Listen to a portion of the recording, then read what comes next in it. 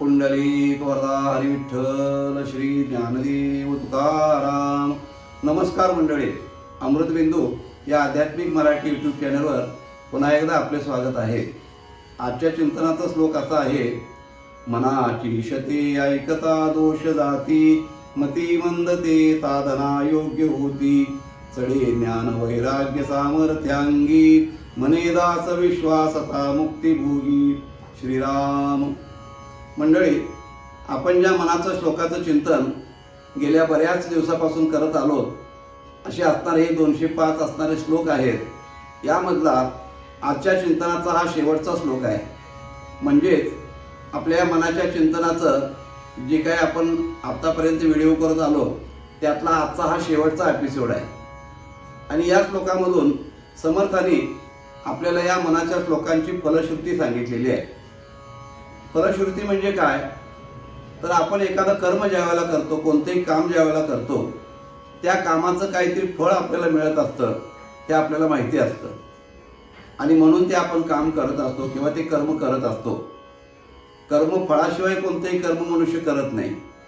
मग ते व्यवहारातला असो किंवा अध्यात्मातला असो.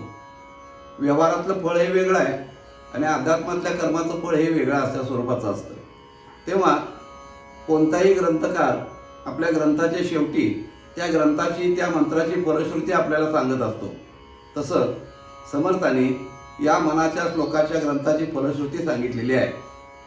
समर्थ म्हणतात, मनाची शते ऐकता दोष जाती. काय फळ आहे या मनाच्या श्लोकांचं? हे 205 जे श्लोक आहेत त्याचं फळ काय आहे? तेव्हा त्याचं फळ समर्थ म्हणतात की ऐकता दोष जाती. दोषाचं निराकरण होतं, दोष निघून जातात, हे त्याचं फळ आहे. आता दोष म्हणजे काय? तर दोषाला वेगवेगळे अर्थ वेगवेगळ्या ठिकाणी येतात. आयुर्वेदाच्या नियमाप्रमाणे जर बघितलं तर दोष या शब्दाचे अर्थ शरीरामध्ये असणारे 3 दोष आहेत: वात, पित्त आणि कफ. हे समप्रमाणात असतील तर शरीर बॅलन्स असतं. हे बिघडले दोष तर मग आजारपण आणि रोग निर्माण होतात.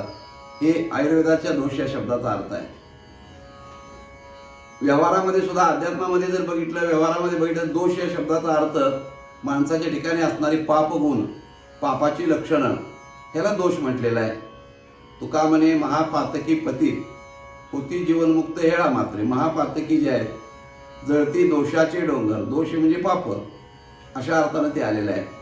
परंतु इथं दोष या शब्दाचा अर्थ दुर्गुण अशा प्रकारे घेतलेला आहे.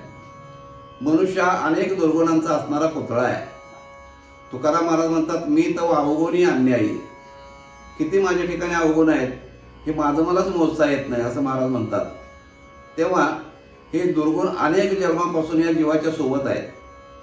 त्याचं कारण असं आहे की आपण मनुष्य म्हणून आत्ता जे जन्माला आलेलो आहोत, याच्या अगोदर अनेक तमोगुणी योनीतून आपण जन्म घेत घेत घेत इथंपर्यंत आलेलो आहोत.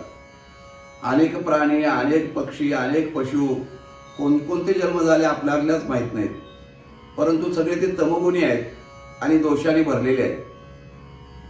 अशा प्रकारचे या योनीमधून जन्म घेत घेत जीव इथंपर्यंत आला. परंतु त्या प्रत्येक जन्मातले काही ना काही संस्कार हे त्या जीवाच्या सोबत आलेले असतात. म्हणून आता जरी माणसाचा जन्म आम्हाला मिळाला तरी आम्ही पूर्ण मनुष्याला जसं आचरण करावं, जसं वागावं तसं वागतो का, ह्याचा जर विचार केला तर आम्ही माणसानं जसं वागायला पाहिजे, अपेक्षित आहे देवाला, तसं आपण वागत नाही. शरीर माणसाचं आहे पण आमचं आचरण पशुचं, आचरण जनावराचं, अशा प्रकारचं असतं माणसाचं. याचं कारण का? तर हे पाठीमागच्या अनंत जन्माचे दोष आपल्या जीवाबरोबर आलेले आहेत. पण समर्थांनी किंवा सर्व संतांनी असं सांगितलं की दोष घेऊन जरी आपण जन्माला आलो असलो तरी या जन्मामध्ये आपल्याला भगवंतानं ज्ञान दिलेलं आहे, समजण्याकरता बुद्धी दिलेली आहे. तेव्हा हे दोष घालवण्याचा प्रयत्न करणं हा माणसाचा पुरुषार्थ आहे. जन्माला येताना दोष घेऊन आला ही गोष्ट खरी, पण कळायला लागल्यानंतर ते दोष हळूहळू घालवण्यासाठी प्रयत्न करणं हे माणसाचा असणारा एक जबाबदारीचा भाग आहे. म्हणून हे दोष कसे जातील? तर समर्थ सांगतात, मनाची शते ऐकता दोष जाती. हे जर मनाचे श्लोक मनापासून ऐकले, त्याचं चिंतन केलं, त्याचा विचार जर आपण सूक्ष्म केला तर आपल्या ठिकाणी जे असणारे अवगुण आहेत, दोष आहेत, ते आपोआप त्या ठिकाणी नष्ट होतील, निघून जातील असं समर्थांचं या ठिकाणी आपल्याला हे फळ सांगितलेलं आहे श्लोकाचं. अजून काय होईल तर मतिमंदते साधना योग्य होती. जी बुद्धिमंद आहेत, ज्यांना बुद्धी नाही देवानं दिलेली, त्या मनुष्यानं, बुद्धिहीन मनुष्यानं काय करावं तर हे श्लोक मनापासून वाचावेत, ऐकावेत आणि त्या प्रत्येक श्लोकाचा अर्थ ध्यानात घ्यावा. तो मतिमंद जरी असला तरी तो सुद्धा परमार्थ साधन करण्याचा योग्य अधिकारी बनतो.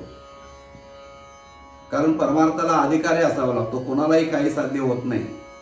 जसं एखादा शिक्षक व्हायचा असेल तर त्याला विशिष्ट पदवी घ्यावी लागते, वकील व्हायचं असेल तर विशिष्ट पदवी घ्यावी लागते, डॉक्टर व्हायचं असेल तर विशिष्ट शिक्षण घ्यावं लागतं. तसं परमार्थामध्ये आपण साधक व्हायचं असेल तर त्याचा सुद्धा अधिकार संपन्नता आपल्याकडे आली पाहिजे. आणि ते अधिकार संपन्नता, तो अधिकार या ठिकाणी मतिमंदाला सुद्धा त्या श्लोकांच्या माध्यमातून प्राप्त होईल असं समर्थांचं म्हणणं आहे. म्हणून मतिमंदते साधना योग्य होती. पुढे समर्थ असं सांगतात की चढे ज्ञान वैराग्य सामर्थ्य अंगी. हे मनाचे श्लोक जर वाचले, ऐकले, चिंतन केलं तर आपल्या ठिकाणी आपोआप ज्ञान अंगामध्ये वाढायला लागतं. अंगामध्ये याचा अर्थ हृदयामध्ये, मनामध्ये ज्ञानाची वृद्धी व्हायला लागते. आपल्या ठिकाणी वैराग्य निर्माण व्हायला लागतं आणि सामर्थ्य म्हणजे एक आध्यात्मिक बळ त्या माणसाच्या ठिकाणी आपोआप येतं. ते म्हणजे परमार्थाकरता हे तीन गोष्टी आवश्यक आहेत: ज्ञान, वैराग्य आणि सामर्थ्य. हे तीन गोष्टी ह्या श्लोकाचं चिंतन जर मनुष्यानं केलं तर आपल्याला प्राप्त होईल असं समर्थ म्हणतात. मने दास विश्वास होता मुक्ती भोगी.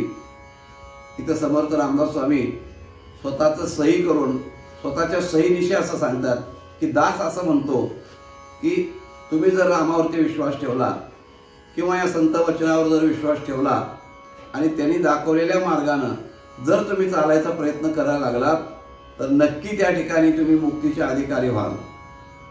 म्हणून तेनेची पंथे चालो जाता मार्ग जाऊनी गेले आधी दयानिधी संतते तेनेची पंथे चालो जाता न पडे गुंथा कोटे काही असं निळोबारायांनी सांगितलेलं आहे. तेच समर्थ या ठिकाणी सांगतात. संत वचनावर विश्वास ठेवा, भगवंताच्या नामावर विश्वास ठेवा, सद्वर्तन करायला सुरुवात करा आणि या श्लोकांचं सतत चिंतन करत राहा तर तुम्ही मोक्षाचे अधिकारी नक्की व्हाल. अशा प्रकारचा आशीर्वादही दिलेला आहे म्हणायला काही हरकत नाही. किंवा स्वतः सही करून आपल्या सहीनिशी ही गोष्ट ठामपणानं समर्थाने आपल्याला प्रतिज्ञापूर्वक या ठिकाणी सांगितलेली आहे. आणि इथं या मनाच्या श्लोकाच्या 205 श्लोकाचा असणारा ग्रंथ याची या ठिकाणी समाप्ती होते. तेव्हा हे असणार आपल्या या श्लोकाचं, शेवटच्या श्लोकाचं असणारं चिंतन आहे. मंडळी, आपण हे मनाचे 205 श्लोक आणि त्या 205 श्लोकाचं चिंतन गेल्या बऱ्याच दिवसापासून, जवळजवळ 9-10 महिन्यांच्या पासून आपण हे करत आलेलो आहोत. हे आज या ठिकाणी पूर्ण झालं. मला या गोष्टीचा आनंद आहे की खूप दिवसापासून मनामध्ये अशी इच्छा होती की आपण समर्थांच्या मनाच्या श्लोकाचं चिंतन करावं, परंतु त्याला योग्य व्यासपीठ आपल्याला प्राप्त होत नव्हतं किंवा ते करणं शक्य झालं नाही. तेव्हा या यूट्यूबच्या माध्यमातून या व्यासपीठावरून हे चिंतन मला करता आलं, याचा मला खूप आनंद आहे. श्री समर्थ रामदास स्वामींनी, प्रभू रामरायाने आणि माझे सद्गुरू गुरुवर्य भास्कर महाराज यांनी मला जशी काही बुद्धी प्रेरणा दिली, जेवढं काही माझ्या बुद्धीमध्ये समजलं तेवढं या श्लोकांचं चिंतन करत असताना आपल्यासमोर मांडण्याचा मी माझ्या अल्पमतीप्रमाणे प्रयत्न केलेला आहे. सगळंच काही चिंतन आपल्याला करता आलं असं म्हणता येत नाही, पण जेवढं करता येईल तेवढं प्रामाणिकपणानं चिंतन या माध्यमातून करण्याचा प्रयत्न केलेला आहे. आपल्याला हे नक्कीच आवडलं असेल. जे नवीन सबस्क्रायबर आहेत किंवा आता नवीन जे लोक हे बघतात, ऐकतात, त्यांच्याकरता पाठीमागचे भरपूर सगळेच व्हिडिओ यूट्यूबच्या आपल्या चॅनलवरती उपलब्ध आहेत.